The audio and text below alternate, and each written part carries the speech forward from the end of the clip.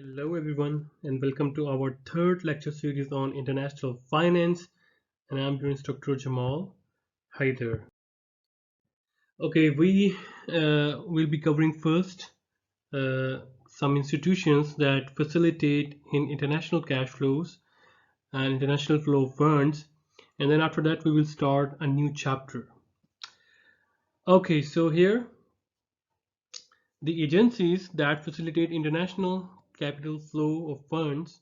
Number one is IMF, which is the abbreviation of International Monetary Fund. So the objective of this institution is just to learn that what kind of duties and what kind of things they perform in facilitating international capital flow funds. So its main objective is promote cooperating among countries on international monetary issues, promote stability in exchange rates, provide temporary funds to member countries, attempting to correct imbalances of international payments, promote free mobility of funds across countries, promote free trade. It is clear from these objectives that the IMF goal basically encourage increased internationalization of business. So basically the IMF, it facilitate the flow of funds among member countries in order to tackle the issues of monetary issues, exchange rate issues. Now, one thing that I should mention here is that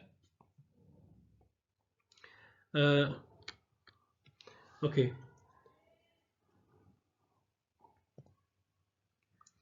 so for example, I think I should give you the example on the next slide, and then we will be covering these compensatory financing facilities and special drawing rights. Okay, just wait for a moment. So what I am trying to say, so this is IMF and it has member countries. We have, for example, Japan, we have Canada, we have US, we have UK, we have Germany, and we have many more, right? So Japanese currency is yen, Canadian dollar, US dollar, pound, and euro, right? So mostly the trades are in yen, dollar, pound, and euro. So the IMF tackles the monetary issues and helps in maintaining the stability of exchange rates. So the concept here is that, for example, if IMF only receive or deal in yuan, then what happen if Canadian wants to borrow or wants to help from IMF? IMF will give them in yuan, right? Similarly, if US needs some kind of loan or some kind of help, the IMF will give in yuan.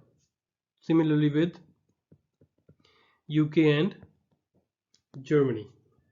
Now question arises that even if the Japanese economy is doing nothing, it's on stable grounds, because Canada wants to have, wants to apply loan, and it has to convert its yuan. For example, Canadian needs in dollar, or Canadian needs in Canadian dollar, but IMF is giving them in in yen, right?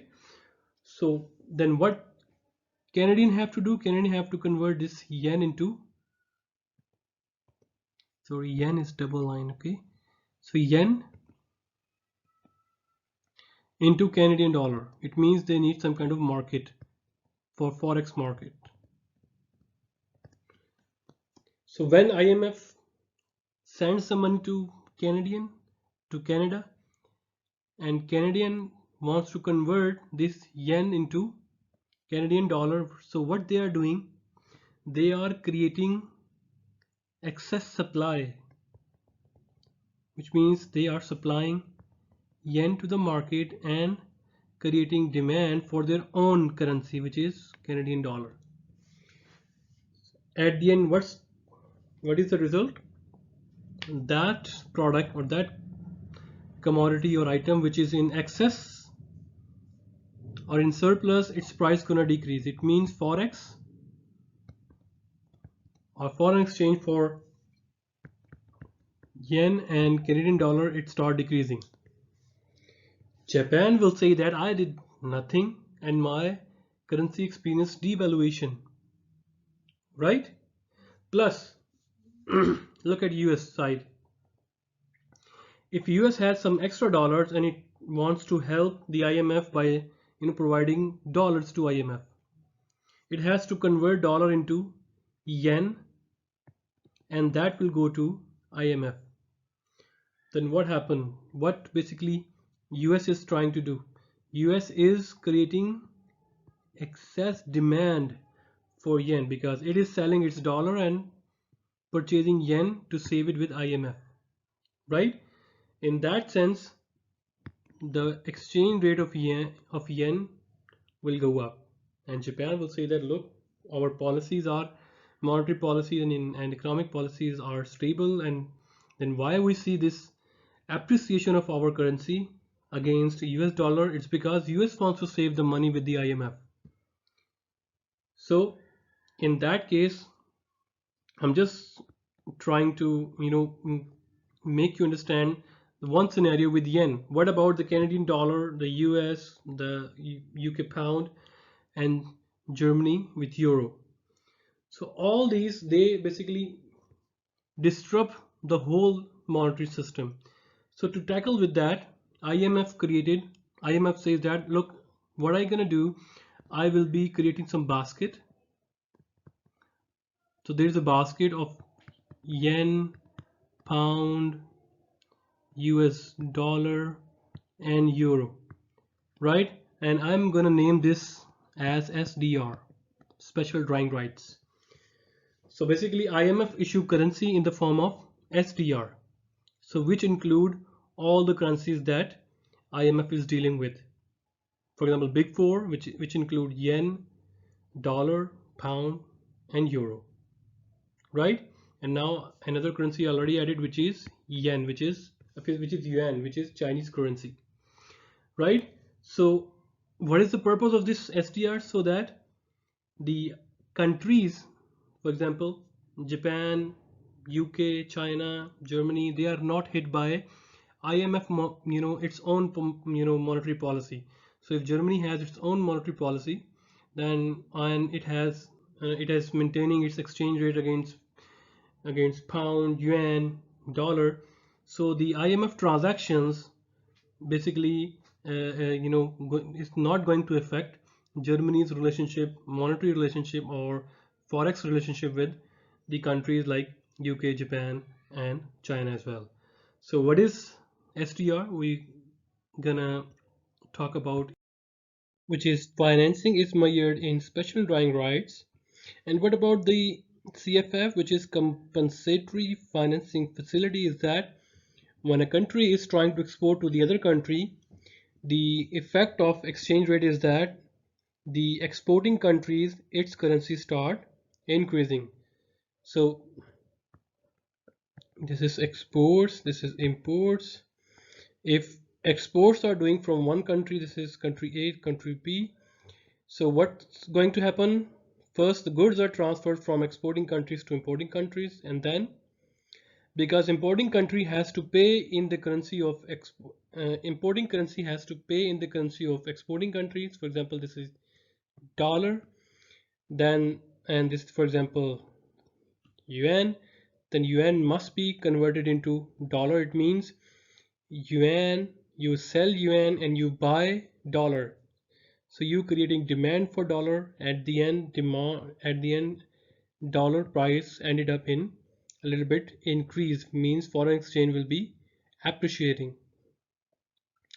So in order to compensate this kind of stuff, the member countries should contribute in this CFF in order to nullify this effect because of exports. If you export more, what happen?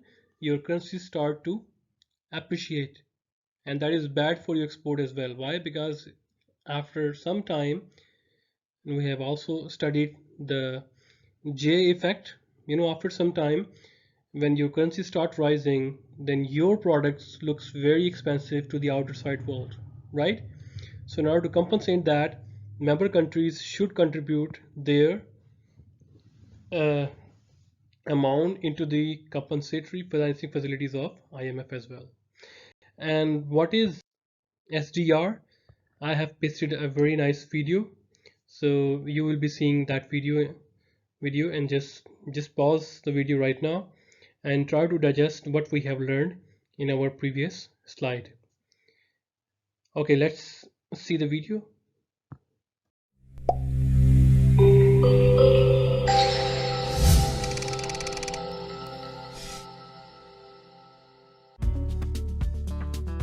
The Special Drawing Right, or SDR, was created by the IMF in 1969 to supplement the official reserves of its member countries.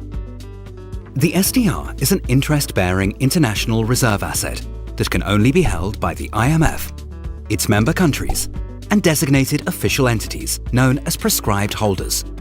In addition to this role, the SDR serves as the unit of account of the IMF and several other international organizations.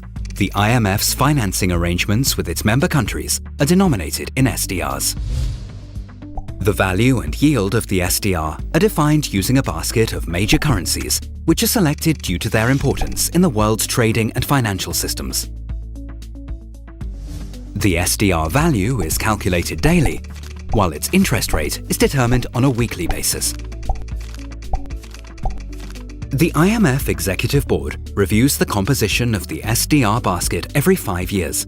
This composition is revised to reflect major changes in the roles of various currencies in the world economy, and thus to enhance the attractiveness of the SDR as a reserve asset. In its most recent review in 2015, the board expanded the basket to include a fifth currency, the Chinese renminbi. The basket will now include the US dollar, euro, Chinese renminbi, Japanese yen, and pound sterling. SDRs are allocated to members in proportion to their IMF quotas and relative economic standing in the world economy. Every 5 years, the IMF reviews whether there is a global need for additional international reserves to justify a new allocation of SDRs. The most recent and by far the largest allocation took place in 2009 as part of the response to the global financial crisis. Currently, the amount of SDRs stands at over 204 billion. These allocations provide each member with on-demand access to freely usable currencies. Members can exchange SDRs for freely usable currencies from other members to meet a balance of payments need or to adjust the composition of their reserves. The SDR is therefore not a currency, nor a claim on the IMF, but a potential claim on the freely usable currencies of IMF members. At the time of the allocation, a member country is assigned two positions of the same amount: its SDR allocation and its SDR holdings. It receives interest on its holdings and pays interest on its allocation. The interest earned by a member on its holdings and paid out on its allocations are both based on the SDR interest rate. This means they cancel out completely as long as SDR holdings are equal to SDR allocations. The SDR market functions primarily through voluntary trading arrangements, or VTAs. Under these arrangements facilitated by the IMF, members volunteer to buy or sell SDRs. If a member exchanges SDRs for freely usable currencies, its SDR holdings fall while its foreign currency reserves rise. If its holdings fall below its cumulative allocations, it has to pay interest on the shortfall. If a member exchanges freely usable currencies for SDRs, its SDR holdings rise above its cumulative allocations, and it earns interest on the excess. In the event that there is insufficient capacity under the voluntary trading arrangements, the IMF can activate the designation mechanism, where it calls upon members with strong external positions to purchase SDRs from members with weak external positions. The value of the SDR as a reserve asset thus derives from